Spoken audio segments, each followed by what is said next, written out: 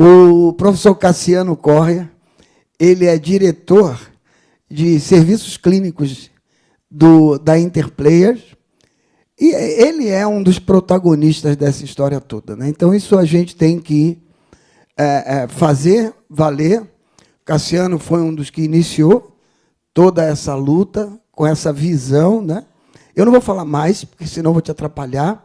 É fundador e criador do Clinicar. Cassiano, uma boa palestra. Obrigado. Bom dia a todos. Tinha um passadorzinho, não tinha, não? Ah, pronto, valeu. Como fala bem esse menino, né? O que eu faço agora, né? Como é que eu faço essa fala? Bom dia para todo mundo, prazer estar aqui.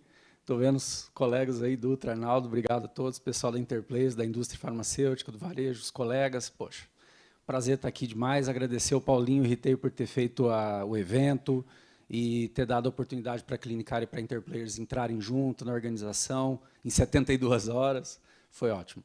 O que o Jauri trouxe aqui na fala excelente dele foi mais até voltado para o varejo e focado na RDC, né? Porque é uma RDC nova, dá muita dúvida, ela é extensa, mas, como o Jauri deixou a mensagem, não podemos complicar as coisas, né? Tem que simplificar e fazer acontecer na ponta de uma forma clara, simples. A minha fala ela continua a fala do Jauri, mas eu queria abrir um pouquinho o leque, falar um pouco mais sobre hub de negócios na farmácia, falar sobre jornada do paciente e tentar explodir um pouquinho o assunto para além dos exames, né? Porque a vida do paciente não se resolve só com exames, né? A vida do paciente se resolve com outras coisas. Então, eu queria trazer um pouco dessa visão. Já tem algum tempo que a gente tem trabalhado um conceito dentro da Clinicar e, enfim, explorando a jornada do paciente. A gente chegou numa imagem que eu gosto bastante, que chama jornada infinita. Então, vocês vejam que é esse 8 deitado, e ele é muito simples de entender, porque ele tenta mostrar o que a gente vive como paciente. Então, como pacientes, a gente tem lá que fazer consultas médicas, a gente faz exames no laboratório, a gente recebe prescrição de medicamentos, a gente tem que comprar esses medicamentos na maioria das vezes, recebe serviços na farmácia, que essa é uma novidade dessa jornada, tem que fazer acompanhamento do tratamento, principalmente doenças crônicas, voltar ao médico, fazer check-ups, e aí o paciente no centro aqui tem que se virar porque ele tem que fazer o autocuidado, quer dizer, ele tem que fazer esse ciclo todo. O problema da jornada do paciente, que se a gente parar para pensar de forma simples, é que às vezes o paciente não consegue ter acesso a alguma dessas etapas, ou às vezes o paciente consegue uma, mas se perde nas próximas, então faz a consulta médica, mas depois não consegue fazer os exames, faz os exames, mas não retorna ao médico, não recebe uma prescrição, recebe uma prescrição, mas não encontra o medicamento, não consegue pagar e não consegue fazer o acompanhamento. Então, é assim que a jornada do paciente acontece. Olhando para ela, a gente tem tentado simplificar a visão e quebrar essa jornada em dois grandes blocos. Existe um grande bloco da jornada que é acesso ao tratamento. No fim das contas, o que um paciente precisa não é um diagnóstico. Ele precisa tratar depois do diagnóstico. Então, vamos colocar o diagnóstico dentro dessa jornada como uma etapa importante que me leva... Pô, as pessoas não querem a cura da doença. As pessoas querem ter qualidade de vida. Ninguém quer só um papel com diagnóstico. E o outro ponto aqui dessa jornada é a adesão ao tratamento, né? Porque uma vez que eu recebo acesso, mesmo que eu tenha o medicamento, às vezes cumprir o tratamento é difícil. O paciente se perde no processo. Tem que tomar 5, 6, 10 medicamentos por dia, é difícil. Então, nosso desafio como setor, né, como varejo, como indústria, né, como setor diagnóstico e também como as empresas de solução, como é o caso da Clinicar, da própria Interplayers, é olhar para esses dois eixos e tentar pensar como que a gente pode ajudar o paciente a poder passar por esses dois eixos. E aí é claro que isso aqui é dado conhecido, né?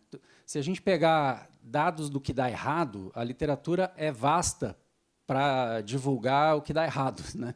E a literatura científica é campeã nisso. Então, se você pegar acesso ao tratamento, por exemplo, a taxa de subdiagnóstico ou a taxa de falha nesse acesso vai de 20% a 90%, dependendo da patologia, dependendo das circunstâncias. Alguns exemplos, né? Você pega diabetes. 1 a cada 5 brasileiros tem glicose elevada e não sabe que tem diabetes. Hipertensão. 46% dos brasileiros, aqui adultos, né, têm pressão alta e não sabem, não percebem, essa doença silenciosa. Insuficiência cardíaca, para falar de uma doença aqui, talvez, às vezes, menos explorada. O subdiagnóstico varia de 16% a 68%, dependendo do contexto. As pessoas demoram para descobrir que tem. Obesidade, né, só para trazer um número de sobrepeso e obesidade, 76 milhões de brasileiros com sobrepeso, 32 milhões de brasileiros obesos. Como é que é o acesso ao tratamento também para isso, que é uma condição crônica, né? E aí você pega o outro lado, que é a adesão ao tratamento, os números não são muito diferentes. 40% a 50% é a taxa média global de não adesão. E aqui dentro tem um monte de coisa. Aqui dentro a gente tem dropout, então você tem paciente que descontinua, né, o programa que estava de tratamento, abandona o tratamento. Você tem muita falha de acompanhamento de pacientes, então falta de suporte profissional ao longo do tempo é difícil. Você tem complexidade do tratamento, como é que você gerencia 10 comprimidos por dia que você precisa tomar em 5 horários diferentes, e por que ninguém ajuda o paciente a simplificar essa rotina. E, claro, que você tem o preço como um fator. Então, olhar para a adesão ao tratamento não é só pensar preço, né? Está claro isso, né? A gente tem que pensar a complexidade da coisa como um todo. Cada doença tem uma jornada, cada paciente tem uma jornada, tem diferenças socioeconômicas, educacionais, mas esses números aqui são o pano de fundo para o que eu quero mostrar a seguir. Por incrível que pareça, o Jauri citou aqui o farmacêutico como protagonista, é porque não tem como a farmácia ser hub de saúde ou a farmácia desempenhar um papel mais relevante no sistema de saúde se o profissional de saúde que está dentro da farmácia não pegar esse negócio para ele. E, por incrível que pareça, muita gente ainda desconhece o trabalho do próprio farmacêutico, confunde o farmacêutico com balconista, não diferencia uma coisa da outra. Então, é importante, claro que isso é uma construção, teve muita perda do papel desse farmacêutico durante algum tempo, há uma recuperação desse papel, mas é importante colocar que, legalmente, do ponto de vista jurídico, de segurança jurídico, esse profissional de saúde está sendo muito empoderado nos últimos anos. Então, esse farmacêutico ele é autorizado a fazer anamnese com o paciente, é autorizado a fazer avaliações clínicas com esse paciente, exames de análises clínicas agora, né, particularmente exames rápidos, vacinação, revisão dos medicamentos. Ele pode prescrever alguns medicamentos, pouca gente sabe isso. É normal o farmacêutico indicar remédio no balcão, sempre foi, mas, legalmente, o farmacêutico pode emitir, inclusive, uma receita para alguns medicamentos que não exigem receita médica para serem vendidos. E ele pode fazer encaminhamentos. Essa palavra é importante, encaminhamentos. Porque, quando a gente pensa em farmácia hub de saúde, se esse farmacêutico fizer bem o trabalho dele, ele ajuda o paciente a navegar no sistema. E ajuda o paciente a não se perder naquela jornada. Então, é disso que a gente está falando. É legal a autorização de exames na farmácia, porque acrescenta mais uma camada. Mas eu realmente quero dar uma visão mais ampla de mostrar que isso é uma parte do todo, né? A farmácia ela não é laboratório, e ela nunca vai ser, por um motivo muito simples. Laboratório é um ponto de apoio diagnóstico. Farmácia não é um ponto de apoio diagnóstico. Assim como um consultório não é um ponto de apoio diagnóstico. Farmácia é um ponto de atenção à saúde. Consultório é um ponto de atenção à saúde. Então, os exames rápidos, a tecnologia point of care, ela entra como uma ferramenta, um meio para se chegar a um fim. Não é o fim em si mesmo. Fazer o exame é meio, né? E aí tem uma coisa legal, o Rogério, na sequência, acho que vai abordar isso um pouco mais. Dentro do varejo, tem uma estruturação de categoria aqui, né? Paulinho também citou a relevância do retail em trabalhar essa visão de categoria. A gente tem, há alguns anos, nos esforçado para tentar organizar essa árvore mercadológica e encaixar os serviços clínicos dentro da realidade do varejo de uma forma que faça sentido para a gestão do varejo. Os serviços clínicos hoje eles estão organizados como uma nova árvore mercadológica, bem organizados até já, como categorias e subcategorias. Então, a gente tem consultas, a gente tem procedimentos, exames rápidos agora, check-ups, vacinas, telesaúde. Todas essas coisas vão se desdobrando em serviços, né, específicos e vão fazendo a gente entender o que dá para fazer dentro da farmácia. E aí, daqui para frente, para poder ir para de certa forma, uma elaboração aqui da apresentação, eu vou pegar aquele gancho da jornada de adesão ao tratamento, né, de acesso ao tratamento primeiro e de adesão ao tratamento, e tentar mostrar alguns exemplos práticos. O que dá para fazer na farmácia nesse ponto, né? Começando por acesso ao tratamento. Quando a gente pega esse tema, tem 3 coisas, tem 3 adventos, que quando a gente junta e olha para o varejo, fala, nossa, tem oportunidade aqui. Dá para fazer coisas que nunca foram feitas.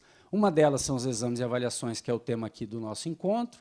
A outra é a telesaúde, a telemedicina, que é fundamental, né, o crescimento disso. E a outra é a prescrição digital. Quando você junta essas três coisas e você pensa na farmácia, você pensa no farmacêutico, o que ele pode fazer, a gente olha, espera aí, dá para construir jornadas aqui inimagináveis, que nunca aconteceram. E já estão acontecendo, na verdade. O Jauri já mostrou isso, né, todo o portfólio de exames que dá para fazer, cada doença que está por trás desses exames aqui tem a sua pequena jornada, vamos chamar assim, mas vamos estender um pouquinho mais. Tem outras coisas que dá para fazer, de avaliações clínicas, que o farmacêutico agrega aos exames e que já existiam, né, e que vão somando, né, nessas avaliações clínicas. Então, sinais vitais, procedimentos, como aplicação de devices, aplicação de injetáveis, etc. Exames físicos, né, bioimpedância. Avaliação corporal por bioimpedância, por exemplo, que é uma coisa comum em academias e tudo, as farmácias estão fazendo há alguns anos já. Se a gente olhar nos dados da Clinicar, os 10 serviços farmacêuticos mais realizados, a bioimpedância acho que está em 10º na última vez que a gente olhou. Não aparecia antes. Então, é um negócio legal que começou também, muita ligação com gestão do peso. E questionários, né? A medicina trabalha muito com questionários validados, né? Para eu avaliar um paciente de insuficiência cardíaca, eu pergunto sobre ele por sintomas, gera score de risco. Então, trabalhar com questionários validados médicos também é importante, né? Quando eu junto tudo isso, eu posso construir linhas de cuidado. Então, vamos dar alguns exemplos práticos. Vamos pegar um exemplo da dislipidemia. Paciente com colesterol elevado, triglicerídeos elevado. Eu posso pensar uma jornada dentro da farmácia que vai triagem, diagnóstico, prescrição, dispensação. Como é que eu posso resolver a vida inteira do paciente numa sequência? É até simples de ver como isso pode funcionar. Lá numa farmácia, um paciente pode ter acesso a um exame rápido de perfil lipídico, pode ter acesso a um cálculo de score de risco global, que é um desses scores que calcula risco cardiovascular dos próximos 10 anos. Quando eu faço esse tipo, aqui eu estou numa linha de rastreamento em saúde, ou triagem, né, como a gente tem chamado, eu entrego para esse paciente um resultado que não é só o resultado do colesterol, mas é uma avaliação clínica um pouco mais completa dele. Não é complicado de fazer, o farmacêutico faz isso com a mão nas costas, é só dar as ferramentas para ele. E aí, quando esse paciente chega ao médico, a partir da farmácia, ele chega com isso pronto. Esse médico pode fechar um diagnóstico, vai pedir exames laboratoriais complementares se quiser, vai gerar uma prescrição e esse paciente volta para conseguir o tratamento aqui. A novidade dessa jornada é que, se a gente olhasse 5 anos atrás, todo esse pedaço do meio aqui não existia. Então, a gente tinha uma farmácia passiva esperando por uma prescrição, né? Mas não, a farmácia não precisa ser passiva esperando pela prescrição. Ela pode ser o drive de geração desse diagnóstico, porque a gente sabe que muita gente que tem colesterol alto ou que tem risco cardiovascular não sabe que tem, ou não consegue acesso. Então, isso é tornar a farmácia porta de acesso e ampliar o acesso à saúde, né? Aí o Jauri já mostrou, mas essa questão da entrega do resultado é importante para conduzir essa jornada. E aí eu vou sair dos exames agora e ir para vacinas, né, para pensar outro lado. Vacina é um negócio interessante, porque o programa de vacinação brasileiro é excelente, público, mas as taxas de cobertura vacinal caíram muito. E elas continuam caindo, não teve melhor ainda, né? Tem aí o governo atual agora puxando de novo essa bandeira. O que a farmácia pode ter a ver com isso? Farmácia faz vacinação, ok. Já tem 1.000 farmácias no Brasil vacinando, 1.000 farmácias. O número de farmácias vacinando já é igual ao número de clínicas privadas vacinando. Só que a farmácia é uma coisa nova para a população, agora que ela está entendendo que dá para vacinar. Mas a população não sabe nem que vacina tem que tomar, né? Se você pegar pessoas adultas, essa pessoa não sabe que tem que tomar vacina de hepatite, que tem que fazer o reforço do tétano, as pessoas não sabem. Então, aqui tem um papel de triagem de vacina, que é legal. A farmácia pode ser uma geradora de demanda, nesse sentido, ela como uma geradora de demanda, de pacientes que não sabiam que tinham que tomar uma vacina e podem descobrir que vão tomar uma vacina. Então, você traz uma avaliação vacinal para pacientes que não têm receita, por exemplo, e se o paciente já tem uma receita médica, tudo bem, você aplica a vacina, mas você gera esse paciente para encaminhamento aqui. Eu vou usar o exemplo da telemedicina, é um caso aqui, poderia ser um médico num consultório presencial, mas eu vou pegar o gancho para mostrar o poder da telemedicina. Ir no médico para conseguir uma receita de vacina pode parecer um esforço meio... não é muito natural, mas a telemedicina pode tornar essa jornada mais simples. Por que eu estou falando aqui da prescrição de vacina? Porque muitas vacinas exigem receita médica para serem aplicadas. A farmácia não pode aplicar sem receita médica. Pelo menos não deve, né, por legislação. Então, eu preciso ajudar esse paciente a conseguir uma receita. E aí, esse paciente pode ter todos os requisitos para tomar essa vacina, mas ele pode passar por uma consulta de telemedicina, receber uma receita digital e a farmácia receber essa receita digital que autoriza a aplicação dessa vacina. Eu poderia dizer que a gente pode resolver isso dentro da loja, sem o paciente precisar sair da loja. A telemedicina permite isso. Aqui tem uma fronteira de legislação, onde eu estou falando agora. Tem um ponto cinza. Mas é importante a gente olhar que acabamos de conseguir uma RDC de exames. Já é passado. O que vem agora? Qual é a próxima fronteira disso? E a gente diz que a próxima fronteira disso é levar os recursos de telesaúde para dentro da farmácia de uma forma mais forte. Tornar a farmácia um ponto de resolutividade mesmo. Tem 2 modelos de telesaúde que são muito impressionantes. E aqui eu falo a título de divulgação mesmo. Existe um modelo aqui que eu estou chamando de consulta multiprofissional, também é chamado de teleinterconsulta, em que eu tenho um farmacêutico, eu tenho um paciente e eu tenho um médico. Aqui, ó, na tela do computador online em tempo real. E eu faço ali uma resolução dentro da farmácia com o médico participando. Isso é tão disruptivo que todos querem proibir. Porque é assim que acontece. É tão bom que chega a ser proibido. Então, agora, enquanto existe uma discussão sobre isso, o quanto isso é legal ou não é, qual é o modelo, quais são os limites éticos, enquanto existe essa discussão, é importante que todo mundo aqui saiba que já está acontecendo. Já está acontecendo em caráter piloto, em pequena escala, tem uma discussão com o Conselho de Farmácia importante, é um modelo diferente. Agora, putz, para a vida do paciente, isso aqui é uma mão na roda. Então, se a gente puser o paciente no centro, ao invés de colocar... Obrigado, Juri.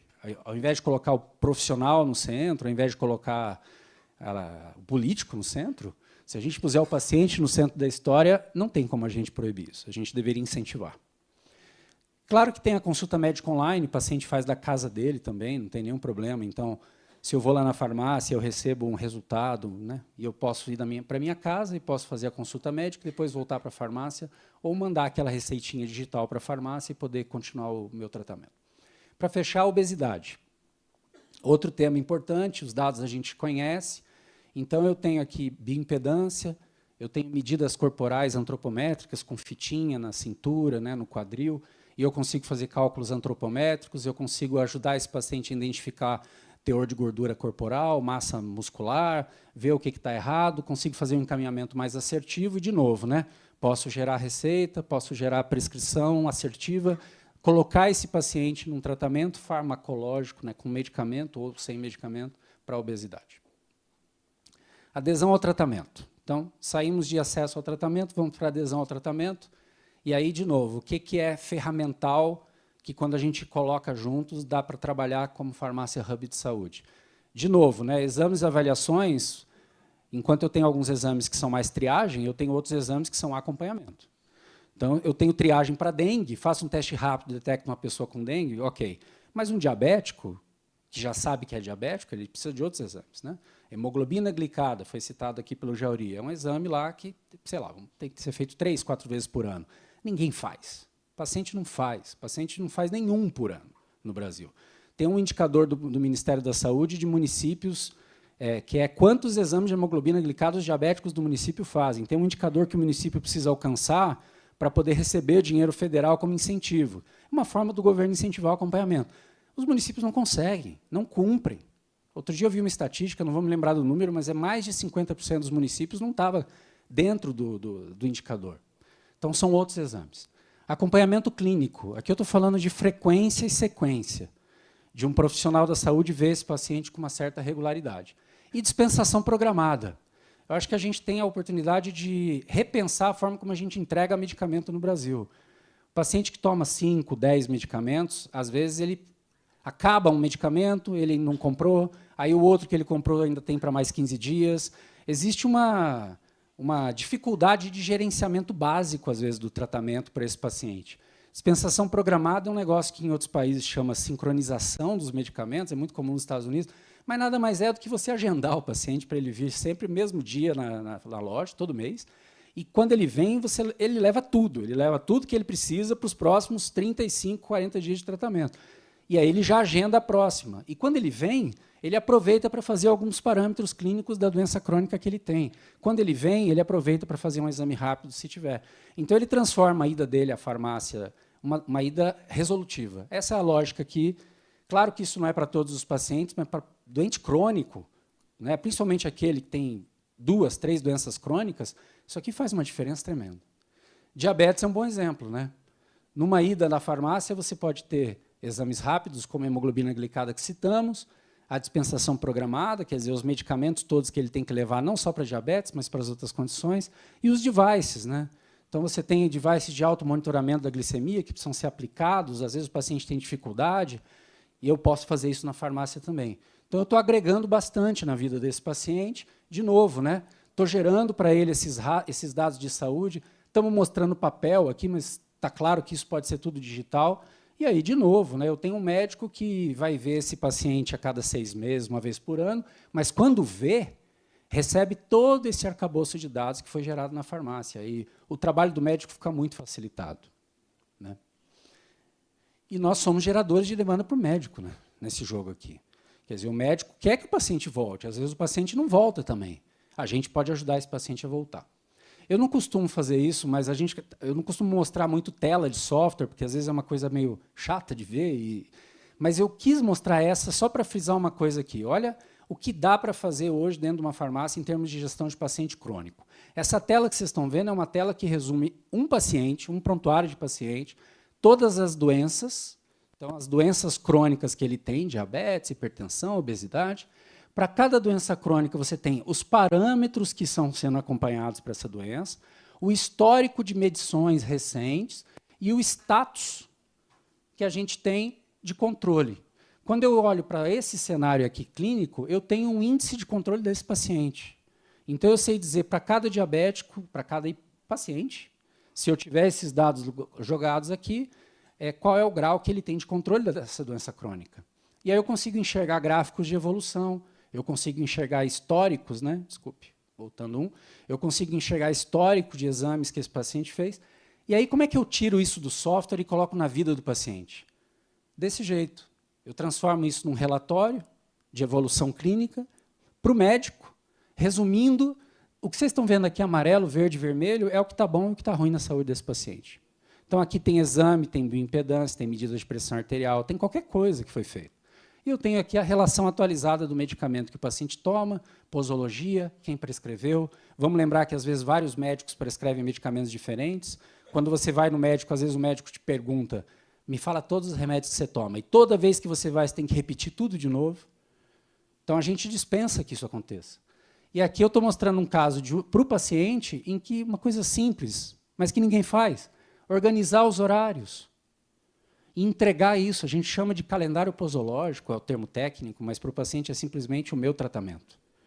E ele organiza os horários, uma agenda. Isso aqui para um cuidador de um idoso que tem que... Isso aqui é a solução da vida de um cuidador. E para um paciente, né, para uma pessoa que tem que cuidar de um familiar idoso que toma várias medicações, para não falar de pacientes com demência, com Alzheimer, que não vão conseguir fazer isso sozinhos, isso aqui pode fazer a diferença da vida e da morte por um erro de medicação que é evitado. E aí, entrando um pouquinho no gancho aqui, eu acho que a gente tem algumas oportunidades de sinergia que ainda não estão sendo exploradas e que serão exploradas, eu tenho certeza que serão. Uma delas é a fidelização. Os programas de fidelização da indústria, que envolvem PBM, que envolvem condições especiais para esses pacientes, casam muito bem com esse modelo de serviços na farmácia. Então, por que não pensar em elegibilidade aqui para esses pacientes de programas de fidelização, para que eles tenham direito a receber determinados serviços na farmácia se eles estiverem cumprindo o tratamento por X tempo. Coisas assim. Pensar nessa sincronização da dispensação do medicamento, pensar nessa interação do farmacêutico com os médicos que são responsáveis por esse paciente, e então pensar, enquanto indústria, como colocar esses serviços da farmácia como uma estratégia dentro desses programas de fidelização para redução de dropout, por exemplo, para esticar o tempo que esse paciente fica dentro desse tratamento. Essa é uma grande oportunidade. Historicamente, as farmácias não tinham como fazer isso, hoje tem. Então, existe uma possibilidade grande aqui. E os PSPs, os Programas de Suporte ao Paciente? Então, eu tenho lá os PSPs organizados, muitas vezes tem enfermeiros que dão orientação aos pacientes remotamente, mas desconectados com o que está acontecendo na farmácia. E é lá na farmácia onde eu estou vendo a adesão ao tratamento acontecer. Então, por que não aproximar? Então, por que não pensar em jornadas de cuidado integradas, até mesmo com interoperabilidade de dados, com consentimento do paciente? Quero dizer, o PSP pode receber dados da farmácia e ficar sabendo mais sobre esse paciente, histórico dele. Por que não pensar, então, em estratégias de contato ativo alinhadas com a farmácia? A farmácia pode ser o gatilho que diz assim, eu sei quais são os pacientes que não estão vindo, eu sei quais são os pacientes que não estão aderindo ao tratamento. Vou te indicar para esse contato ativo. Essa interação entre farmacêuticos e enfermeiros de PSP, estou citando enfermeiros, mas não é só, né? Qualquer tipo de profissional. E, de novo, né, olhando para indústrias, por que não olhar para esses programas de PSP e pensar na farmácia como um componente da jornada diferente do que é feito hoje? E aí, para completar minha fala aqui sem estender, o Jauri foi tão rigoroso na fala que se eu estourar o tempo, Paulinho me mata. Não posso. Então, eu só quero... Tem 3 ou 4 telas aqui para fechar. A primeira delas é jornada do paciente, tem uma fase de pré-atendimento. Eu estou falando tudo sobre a farmácia, mas a farmácia já é o atendimento. E o antes?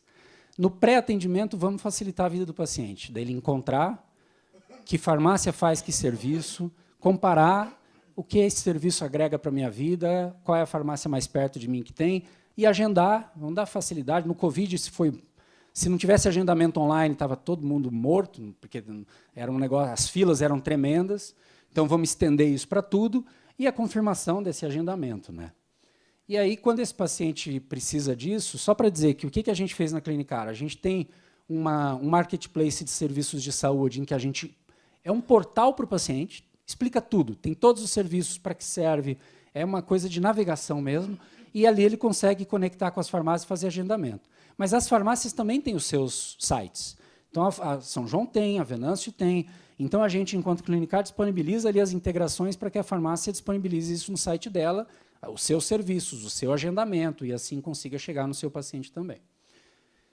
Lá na farmácia, a gente já falou, acolher, atender, registrar, entregar, essa é a jornada básica, não vou entrar mais nisso, já está bem claro. E aí, no pós-atendimento, o Jauri citou isso também, colocar o dado na mão do paciente. Esse é o ponto. O dono do dado é o paciente. Então, quando termina essa jornada toda, vai para ele.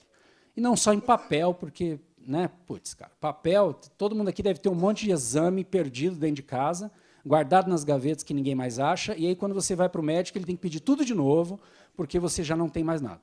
Então, tem que preservar esses dados, tem que disponibilizar esses dados. O governo tem as suas ações com a Rede Nacional de Dados em Saúde, tem um aplicativo lá do governo que é o Conecta SUS, Conect SUS, e não tem problema nenhum. Os dados podem ir todos lá para o Conect SUS, e essa é a tendência. Vacinas já está indo, exame de Covid já está indo, tem que abrir para os próximos dados, né?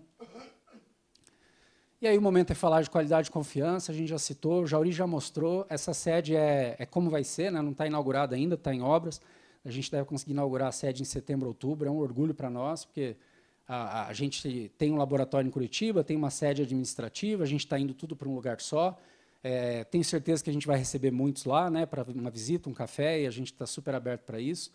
Historicamente, o Clinicar foi muito visto sempre como software do consultório do farmacêutico. Está aqui, o software do consultório do farmacêutico. Mas ampliou, né? Com o tempo, a gente foi construindo uma plataforma. Então, o software é uma parte, software de gestão e clínica e prontuário do paciente, tem um laboratório de análises clínicas aqui por trás para fazer esse sistema de gestão da qualidade, especificamente da parte de exames, tem a plataforma educacional que o Jauri citou e tem serviços diretos ao paciente, marketplace. Por trás disso, a gente tem muito uma filosofia de APIs de integração para que o varejo possa levar essas soluções com a cara dele. Então, não é o Clinicar lá, é o varejo, é a farmácia, é a Venâncio, é São João, não é? E ela está indo lá, é a Pague Menos. E por trás, a gente está apoiando a operação, por trás das cortinas, e a gente fica muito feliz de apoiar. Para fechar, construir conhecimento é um negócio que leva tempo, dá trabalho. Então, quando alguém começa, e a gente que já está há um tempo nisso, 5, 6 anos, a gente fala, beleza, essa jornada que você está começando, a gente já está nela há um tempo, boa sorte, vai lá. Porque quando a gente pega esse universo aqui, para traduzir um pouco do que está por trás de uma plataforma, são 113 serviços clínicos padronizados, 40 deles são exames. Então, você vê que tem outros aqui que não são. Um manual da qualidade, 103 protocolos e procedimentos operacionais padrão validados, 238 instruções de trabalho, 40 mil medicamentos e produtos na base, parâmetros e exames clínicos são mais de 1.673, que são os exames que o paciente pode registrar em prontuário. Temos mais de 206 SKUs padronizados em termos de testes rápidos, questionários e fichas de anamnese são mais de 130, vacinas, 312 SKUs, todos padronizados, modelos prontos de prescrição farmacêutica, para o farmacêutico saber o que indicar ao paciente, tem mais de 700, são mais de 119 cursos lá, e 98 serviços já no marketplace para o paciente também. Essa é a construção do que a gente chama, que a gente fala assim, a Clinicar é uma plataforma. O que quer dizer isso? É esse conhecimento que a gente quer entregar, né? Para fechar, eu agradeço aqui aos varejo, aos clientes, né? Não existiria nada disso que a gente está falando aqui se as farmácias não tivessem feito o show que elas fizeram no Covid. O Covid foi só uma amostra do que era capaz. O farmacêutico sabe fazer. Se você treinar ele, mostrar para ele, não complicar as coisas, ele executa bem. A farmácia é uma estrutura que está sendo montada. É uma rede de atenção primária à saúde invisível, só que interconectada, como vocês estão vendo, né? E o varejo está muito unido nesse propósito, né? O grande varejo está muito unido, né? E, poxa, tem 90 mil farmácias no Brasil, é difícil dizer quantas farmácias dessa vai caber esse modelo de hub de saúde. É difícil dizer esse número, mas é muita farmácia. É muita. A gente tem o dobro de farmácias do que a gente tem de posto de saúde do SUS, só para ter uma noção. E posto de saúde do SUS, o sistema SUS, é o maior sistema de saúde do mundo. Tem 45 mil postos de saúde do SUS. Tem 90 mil farmácias. O que dá para a gente construir se as farmácias se unirem e construírem uma rede? Dá para construir a maior rede integrada de atenção primária do planeta. Do planeta. E aí, durante um tempo, a gente foi para fora do Brasil. Foi para os Estados Unidos, foi ver Canadá, foi ver, né, Inglaterra. Pô, a gente é fã desse povo todo. Lê tudo, conhece, visita.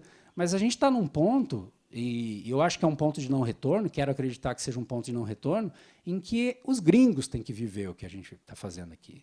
Então, eu quero que os americanos venham, os canadenses venham e falem, pô, vocês fizeram um negócio aqui diferente nesse país. E é assim que a gente está, digamos, tropicalizando assim, esse conceito todo que era gringo e hoje ele é verde e amarelo. E eu acho que todas essas logos aqui, como uma homenagem, também representam esse esforço coletivo para poder chegar nisso tudo. Tá? Deixo aqui também meus contatos, espero não ter estourado muito. Obrigado a todos.